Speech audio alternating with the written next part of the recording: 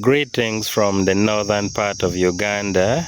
Today we are standing in one of our tomato projects.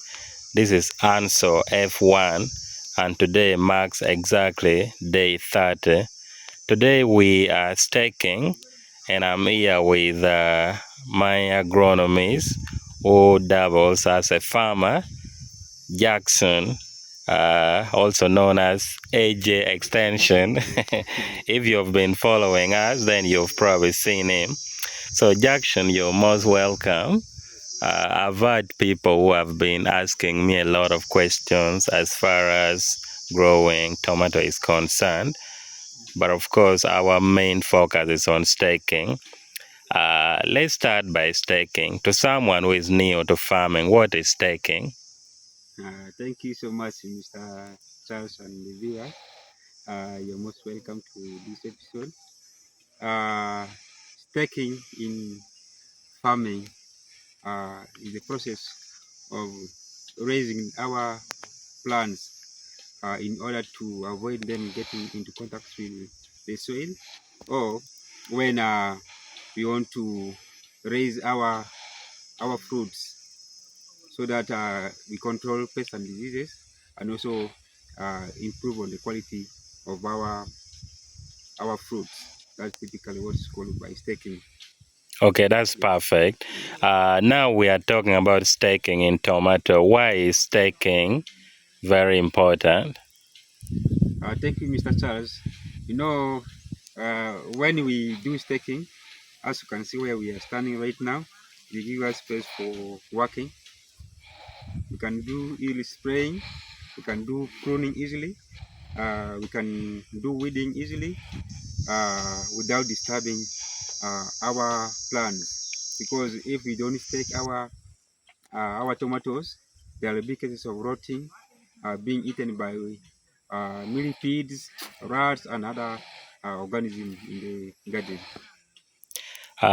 Does staking increase yield or it doesn't really?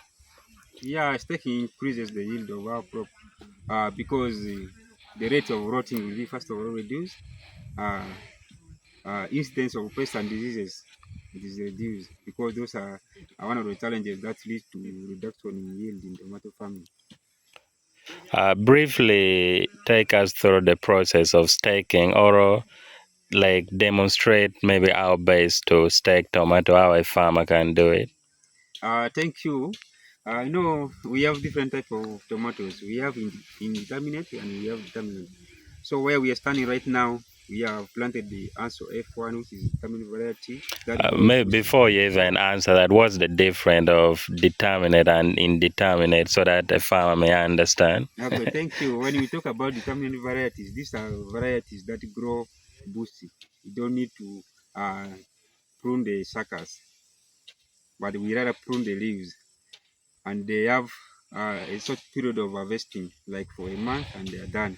But when it comes to indeterminate varieties, these are varieties that keep on growing. We harvest them for a period of more than 8 months. Is this one part of it? No, this is determinate. Okay. Yes. Yeah. Mm. Okay, then you can continue with that point. The other point You was, were demonstrating how to stake. yeah, we Yeah. have different methods that we use for staking our plant. Right now, where we are standing, we are putting one one pole per plant. We have not yet finished yet, but we have different innovation solutions that we can bring here. One, we can make our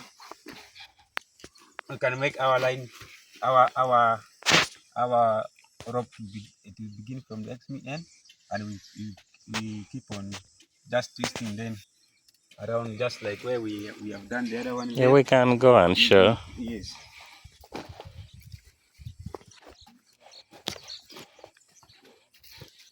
So just like we have done this one here, this one is new, but when they grow, so this rope passes this way, and here they should make some X shape, so that it tightens this one here. So from here you go the other side, it does move like S shape. So it'll be making the X So that shape. when you now, after going with one line, Yeah. you come with the other rope, that will automatically make the X shape. Mm. So in that way these suckers, when they bring the flowers and the fruits, it will lie on this rope. Yeah. Then we shall have another second rope passing from there. It goes and we repeat it. And the other method is where we can keep on tying this one on the suckers together with the rope, but make sure they are loose. Can tie up when the suckers up come. And three, we can also as well use strong poles, and we space them like 1.5 or 2 meters apart. Then we can make another stick, or we can make a wire to pass above the poles, and then we stake them. So this is the actual staking we are talking about. We can tie our rope on the leaf, then we keep on twisting our rope until it reaches up.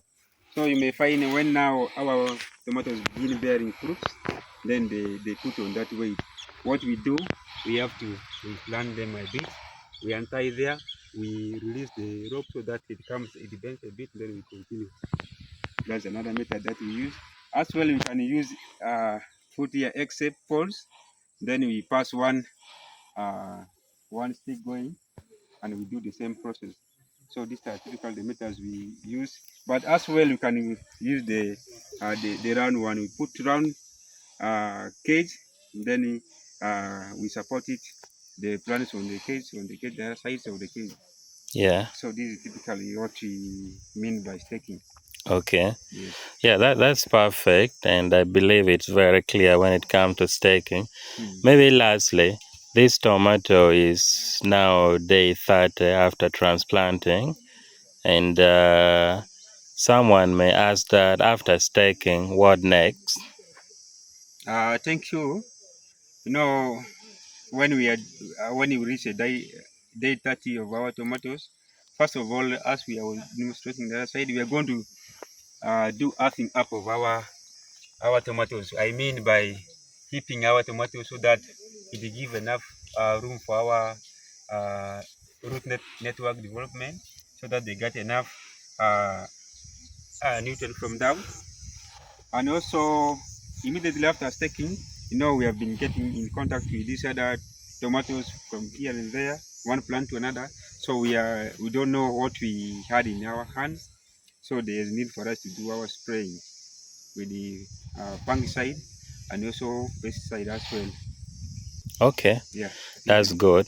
Thank you so much for your time and for such information. Before we end this, do you have any other thing to share?